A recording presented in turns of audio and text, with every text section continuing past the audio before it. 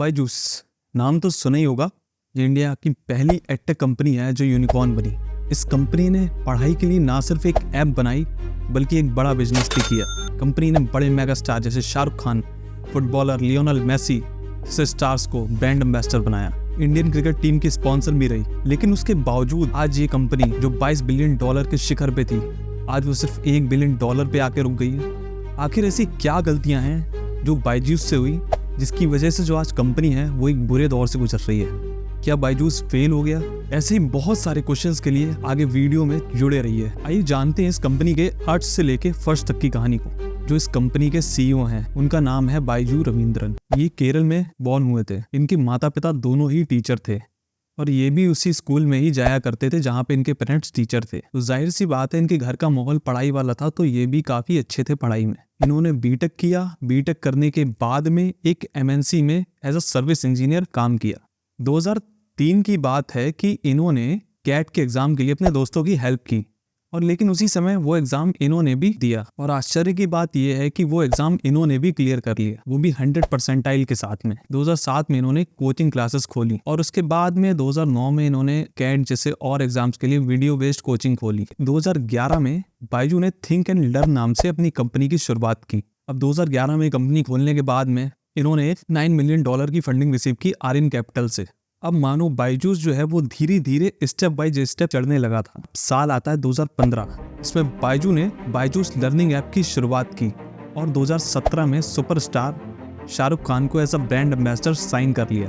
और अब वो समय है जिसमें बायजूस फर्स्ट एडटेक यूनिकॉर्न बन गया $1 बिलियन की वैल्यूएशन के साथ। समझ रहे ना, जब कोई भी कंपनी $1 बिलियन की वैल्यूएशन पे पहुंच जाती है तो वो यूनिकॉर्न में शामिल हो जाती है। कोविड-19 2020 में आया तो कंपनी ने बहुत अच्छी ग्रोथ देखी क्योंकि उस समय सारे स्कूल कॉलेज सब कुछ बंद थे और पढ़ाई का जो साधन था वो केवल वर्चुअली ही था। तो इस वजह से जो था बायजूस ने काफी सारे कस्टमर भी गेन किए और ये आंकड़ा बहुत ऊपर पहुंच गया। जून 2021 में कंपनी ने एक फंडिंग रिसीव की, जिसके बाद बायजूस जो है वो पेटीएम को भी पीछे छोड़ते हुए शिखर पे पहुंच गई। अब कंपनी ऐसे चल रही थी मानो आसमान छू रही हो। इसी के साथ कंपनी ने मानो एक्वायर करने की लाइन सी लगा दी। कंपनी ने बहुत सारी कंपनियां इसी बीच एक्वायर की, जिसमें नंबर 1 पे आती है आकाश, जिसको बायजूस ने $940 मिलियन में एक्वायर किया। और यही नहीं, कंपनी यहाँ नहीं रुकती है। इसके बाद में ग्रेट लर्निंग को $600 मिलियन में, टॉपर को $150 मिलियन में और व्हाइट हेड जूनियर को $300 मिलियन में। इन सभी के साथ बहुत सारी कंपनियों को बायजूस ने एक्वायर किया। लेकिन अब बायजूस का टाइम वो पलटने वाला था और अब यहीं से शुरू होता है कंपनी का डाउनफॉल। सितंबर 2022 में कंपनी की जो रिपोर्ट आई उसमें कंपनी ने 4,588 करोड़ का लॉस सहा। सितंबर के बाद अक्टूबर में बायजूस ने 5% कर्मचारियों के छटनी की बात कही, यानी कि 50,000 कर्मचारियों में 5% की छटनी, ऑलमोस्ट जो कि हो जाता है करीब 2500 कर्मचारी। उनको मेल कर दिया गया बायजू रविंद्रन की तरफ से। उस मेल में अपॉलॉजी भी लिखी होती है जिसमें लिखा होता है truly sorry but the ongoing macro economic conditions have compelled the company to take this decision. और इसके बाद में और नवंबर 2022 में प्रोसेस ने, जो इनके ही साथ में शेयर होल्डर था, कंपनी की वैल्यूएशन घटाकर वो $5.9 बिलियन की हो गई। और इसी के साथ ही कंपनी का रवैया भी बहुत ज्यादा वो बिगड़ रहा था।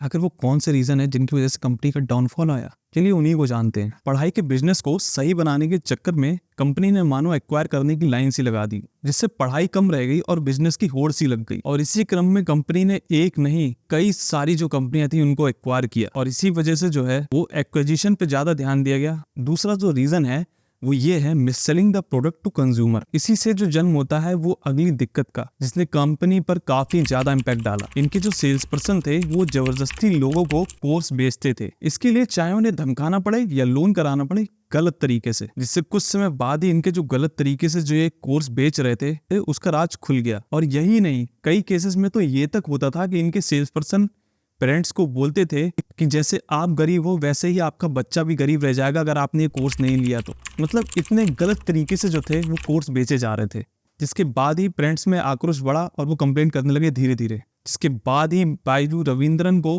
एनसीपीसीआर ने समन किया जाहिर सी बात है, जब इस तरीके से जो है वो एम्प्लॉय से काम कराया जा रहा है तो उनके ऊपर भी प्रेशर बना हुआ है, जिसकी वजह से ही जो जन्म होता है वो अगले रीजन का, वो है टॉक्सिक वर्क कल्चर। इसके ऊपर तो हमने पहले भी बात करी थी कि ये किसी भी तरीके से जो है वो कोर्स को सेल करवाना चाहते थे, चाहे वो गलत तरीके से बोल के पेरेंट्स से, और एम्प्लॉयज के ऊपर भी प्रेशर रहता था कि अगर वो ऐसा नहीं करेंगे तो उन्हें घर जाने को नहीं मिलेगा। एक ही रिपोर्ट है, इसमें साफ साफ ये जाहिर होता है कि जो एम्प्लॉयज थे या सेल्समैन थे उनके ऊपर किस तरीके से जो है कंपनी का प्रेशर आता था। इस रिपोर्ट में उन्होंने कुछ व्हाट्सएप मैसेज, इंटरनल ईमेल और ऑडियो सुनी होंगी, जिनसे रिवील होता है कि जो उनके बॉस थे वो काम करवाने के लिए 72 घंटे से ज्यादा उसके लिए प्रेशर करते थे, और तो और लंच ब्रेक भी नहीं देते थे अगर काम ना हुआ हो। इवन जो है वो शाम को भी ऑफिस नहीं छोड़ने देते थे अगर टारगेट नहीं पूरा किया गया हो। अगला जो रीजन है वो ये है गवर्नेंस एंड कम्युनिकेशन। कंपनी के अंदर पुअर कम्युनिकेशन और गवर्नेंस की वजह से कंपनी के सीएफओ ने पोस्ट छोड़ दी। सीएफओ तो छोड़ के गए ही गए, और 3 बोर्ड मेंबर्स जो कि है PKXP पार्टनर, प्रोसेस और चैन जकरबर्ग इनिशिएटिव, ये तीनों ही जो है वो कंपनी को लेफ्ट कर गए। और इसके बाद ही इनका जो ऑडिटर था डेलॉइट, वो भी फाइनेंशियल स्टेटमेंट्स की वजह से लेफ्ट कर गया कंपनी को। और अब वो दौर है जिसमें कंपनी को कई सारे लीगल इश्यूज का भी सामना करना पड़ रहा है। BCCI ने 158 करोड़ का बकाया ना चुकाने पर बायजूस के अगेंस्ट प्ली फाइल की।